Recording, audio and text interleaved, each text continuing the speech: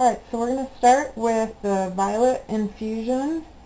Basically, I boiled some water, put the violet flowers in it, and let it steep for at least a half an hour, up to 12 hours, and then you strain out the flowers. We're doing a small batch today, but the recipe I'll put on here at the end of the video will be for a larger batch. So we're going to take this infusion,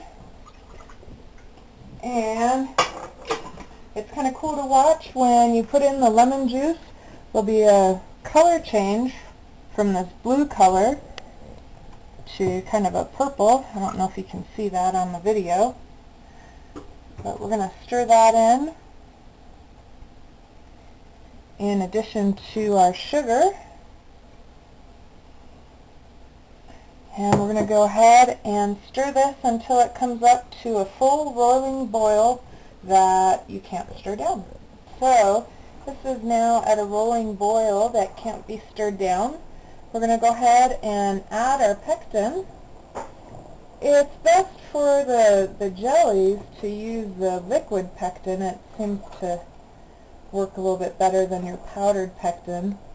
But we're going to go ahead and let this keep boiling for another 2 minutes, and then we'll put them in our jars. So we let that boil for 2 minutes, and now we're going to go ahead and fill up our sanitized jars and process in a hot water bath.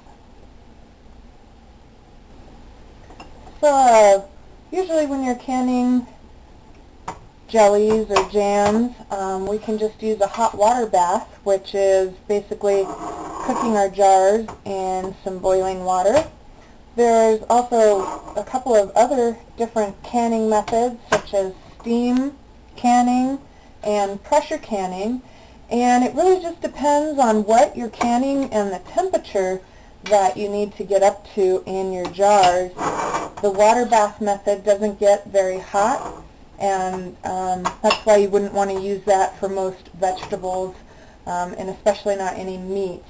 You'd want to use the pressure canning instead. But with the jams and the jellies, you've got plenty of sugar in there to help the preservation, so your temperature, your internal temperature, doesn't need to get too hot. Alright, so we've got our jelly in our water bath. Jellies usually need to be boiled for about 5 minutes. Of course, you want to make sure if you're above 1,000 feet that you adjust for your altitude. And the adjustments are between 1,000 and 3,000, you'll add about 5 minutes. 3,000 to 6,000, you're adding 10 minutes. 6,000 to 8,000, you're adding 15 minutes. And 8,000 and above, you're adding an additional 20 minutes. So since we're at 7,000 feet here, we're going to be boiling this, processing it in our water bath for 20 minutes. I'll show you what they look like when they're done. So here are the jars after processing them in the hot water bath. Again, this is violet jelly. You can do this with pretty much any edible flower, so you can make rose jelly, lavender jelly, mint jelly is made the same way. Pretty much all the same ingredients and same ratios. So go ahead and have fun making your jellies.